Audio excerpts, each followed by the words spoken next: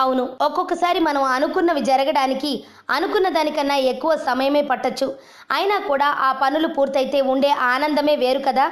ఇప్పుడు ఈ ఆనందంలోనే ఉబ్బి తబ్బిబ్బవుతున్నారట అధికార పార్టీ ఎమ్మెల్యే మాజీ టీచరమ్మ బంగళపూడి అనిత.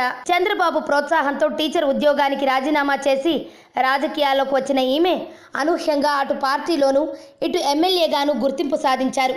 ముఖ్యంగా పార్టీ అధినేత చంద్రబాబు కనుసన్నలను ఎప్పటికప్పుడు గమనిస్తూ ఆయనను సంతోషపెట్టే రీతిలోనే ఆమె ప్రయాణం చేశారు. ఈ క్రమంలోనే ఆమె మంత్రి పదవిపై ఆశలు పెట్టుకున్నారు. సుమారు 100 రోజుల కిందట జరిగిన మంత్రివర్గ విస్తరణలో తనకు సీటు ఖాయమని ఆమె భావించారు. అయితే అనూహ్యంగా ఆమె పేరు చివరి నిమిషంలో లిస్టు నుంచి జారిపోయింది. అయినా కూడా ఆమె ఎక్కడా నిరుత్సాహపడకుండా అధినేతను మెప్పించే ప్రయత్నంలోనే ఉన్నట్టు తెలుస్తోంది. నిజానికి అసెంబ్లీలో వైసీపీని టార్గెట్గా చేసుకుని అనిత రెచ్చిపోయారని చెప్పక తప్పదు. ముఖ్యంగా వైసీపీ ఫైర్ బ్రాండ్ రోజా విషయంలో తన సామాజిక వర్గం కార్డును బయటకు తీసిన అనిత రోజాకు చుక్కలు చూపించింది.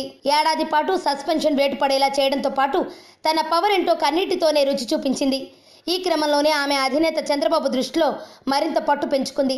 నిజానికి టీడీపీలో ఇంత బలంగా మాట్లాడే మహిళా నేతలు లేకపోవడంతో అనిత ఏకంటా మంత్రి సీటుపై ఆశలు పెట్టుకుంది. ముఖ్యంగా తాను గతంలో చేసిన టీచర్ ఉద్యోగాన్ని దృష్టిలో పెట్టుకుని ఆమె విద్యాశాఖపై ఆశలు పెట్టుకుంది.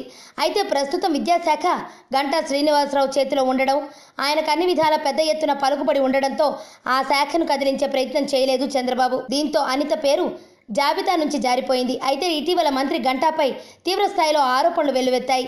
దీంతో ఆయన చూస్తున్న పాఠశాల ఉన్నత విద్యాశాఖల్లో ఒకటి తప్పించి దానిని అనితకు ఇవ్వాలని బాబు డిసైడ్ అయ్యారని సమాచారం. ఈ క్రమంలోనే ఈ వార్త తెలిసిన అనిత ఇప్పుడు ఆనందంతో ఉబ్బి తబ్బిబ్బవుతోంది.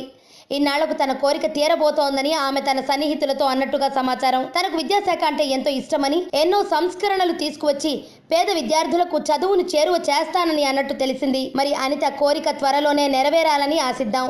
ఆరోగ్యవంతమైన జీవితం కోసం మనం పాటించాలి కొన్ని నియమాలని. చిన్ని చిన్ని చిట్కాలతో చింతలేని జీవితాన్ని ఎలా గడపాలి అనే దానికి వీక్షిస్తూనే ఉండండి మన ఆరోగ్యం యూట్యూబ్ ఛానల్. మరిన్ని ఆరోగ్య సూత్రాలకు సబ్స్క్రైబ్ చేసుకోండి.